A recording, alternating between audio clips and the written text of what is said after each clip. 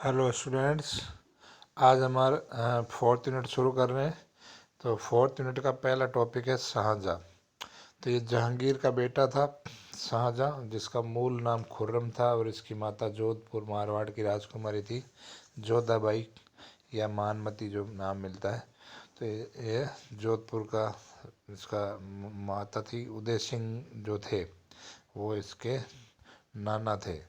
तो शाहजहाँ के प्रारंभिक जीवन की बात करते हैं। शाहजहाँ, जिसने बचपन में खुर्रम या जगत गोसाई नाम से पुकारते थे, इसका जन्म 5 जनवरी 1592 को मारवाड़ यानी जोधपुर की राजकुमारी जोधाबाई से इसका जन्म हुआ। तो पिता जहांगीर कुशाग्र बुद्धि और युद्ध कला में प्रवीणता का परिचय देने के कारण वह आरंभ से ही अपने पिता का उत्तराधिकारी समझा जाने लगा। तो ये शुरू से ही अपनी तेज बुद्धि और युद्ध कला में प्रवीण था, तो इसको शुरू से ही उत्तराधिकारी के रूप में देखा जा रहा था। उसका बड़ा भाई खुसरो, जो कि आमेर वाली राजकुमारी का बेटा था जहांगीर, और उसका तो ये जो है खुसरो पिता उसने बड़े भाई खुसरो ने अपने पिता के प्रति दुर्व्यवहार, उसने विद्रोह कर दिया था। हमने पढ़ा था गुरु अर्जुन देव ने जो है आशीर्वाद दिया था और उसके बदले जहांगीर ने गुरु अर्जुन देव की हत्या करवा दी थी। तो पिता के प्रति दुर्व्यवहार के कारण ही उसे उत्तराधिकार के संबंध में खुर्रम को वरीयता दी जाती। यानी जब खुसरो ने विद्रोह कर दिया शासक बनने के लिए, तो फिर जहांगीर के लिए खुर्रम को ही वरीयता देनी शुरू कर दी कि जो है इसी को शासक बना जाएगा। हालांकि नूरजहाँ ने भी विद्रोह किया था, मतलब वो अपने दामाद शहरयार को जो है बनाना चाहती थी शासक। तो शाहजहाँ का राज्याभिषेक की बात करते हैं। 6 फरवरी 1628 को मुगल तख्त पर शाहजहाँ का राज्याभिषेक हुआ।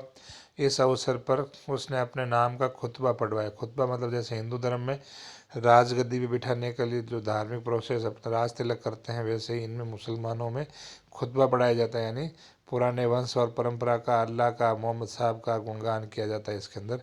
उसमें जो है फिर एक तरह से राज तिलक तो करवाया गया तथा सिक्के ढलवाए गए। सिक्के ढलवाना स्वतंत्रता का प्रतीक होता है। और सिजदा को बंद करवाया गया। सिजदा मतलब ये बलबन के समय सिजदा पाबोज प्रथा शुरू हुई थी। सिजदा में राजा के सामने सिजदा और पाबोस में राजा के सामने चरणों में लेट करके उसके पैरों पर जो है चुम्बन किया जाता था। तो वो सिजदा था। सिजदा में तो पैरों में आगे लेटना और पाबोस में उसके पैरों को चूमना जो है प्रथा थी। तो इसने ये बंद करवा दी। अपने ससुर इसकी जगह इसने 4 बार तस्लीम वाली वो प्रथा शुरू करवाई थी। इसने अपने ससुर आसफ खां को 8,000 का जात और 8,000 का सवार का मनसब दिया। महावत खां, जिसने जहांगीर के समय विद्रोह किया था, उसको 7,000 का जात और 7,000 का मनसब जो है दिया। और खाने खाना की उपाधि भी महबत खां को दी थी इसने। इसके साथ ही नूरजहाँ को उचित पेंशन देकर लाहौर भेज दिया गया। तो नूरजहाँ जो कि इसके इसके शासन की प्रतिद्वंदी थी, उसको पेंशन देकर लाहौर भेज दिया था। वहीं पर लाहौर में ही इस नूरजहाँ की मौत हो गई थी और वहीं पर उसका मकबरा बना हुआ है। जहांगीर के पास में ही नूरजहाँ का मकबरा बना हुआ है।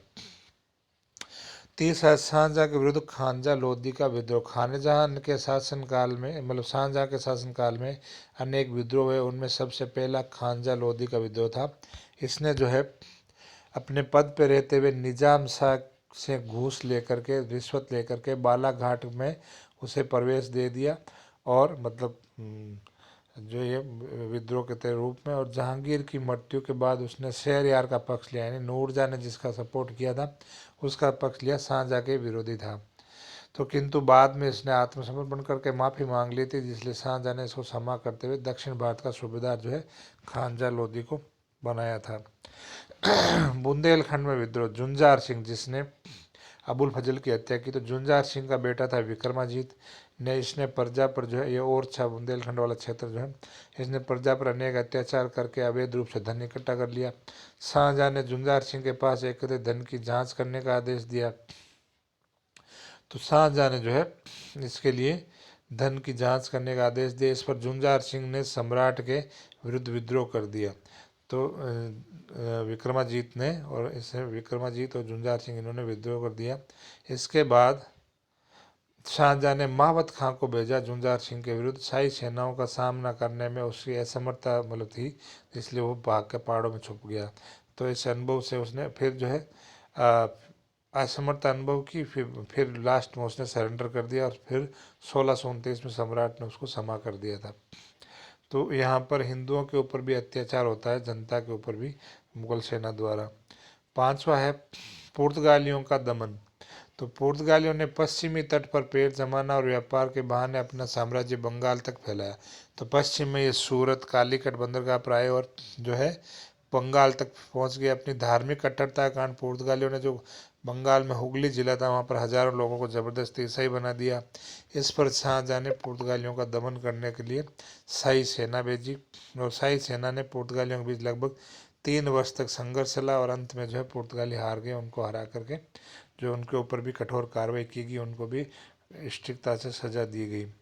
छठा, शाहजहां के अंतिम दिन। तो सितंबर 1656 में शाहजहां गंभीर रूप से बीमार हो गया और अपना अंत समय निकट जानकर शाहजहां ने अपने साम्राज्य का भार जो अपने सबसे बड़ा बेटा था दारा शिकोह उसको सौंप दिया। शाहजहां के 4 बेटे थे, दारा शिकोह, शुजा, मुराद और औरंगजेब। तो सबसे बड़ा बेटा दारा शिकोह था जो अकबर की तरह उदार था। तो इसको जो है शाहजहां चाहता था कि दारा शिकोह ही शासक बने, तो इसने दारा को शासन सौंप दिया। शाहजहां का अंत जो है निकट समझ करके बाकी 3 बेटे जो थे शुजा, औरंगजेब और मुराद, इन तीनों ने ही उत्तराधिकार संघर्ष शुरू कर दिया था। और युद्ध के दौरान फिर जो फाइनली औरंगजेब जीत गया था और औरंगजेब जब आगरा आया तो उसने शाहजहां को बंदी बना करके कैद खाने में डाल दिया और शाहजहां 8 वर्षों तक बंदी के रूप में जो है जो उसने जेल में जीवन बिताया।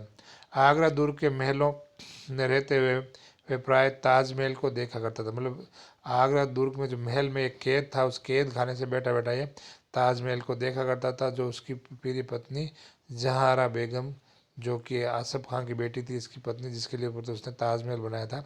तो जहारा ताजमहल को देखा करता था और ये ताजमहल जो मुमताज़ बेगम की याद में उसने बनाया था, ताजमहल जो आसफ खान की बेटी थी, जहारा इसकी बेटी है, तो उसकी प्रिय बेटी जहारा इसकी सेवा करती थी जेल में। जब ये था तो उसकी सेवा में रहती थी।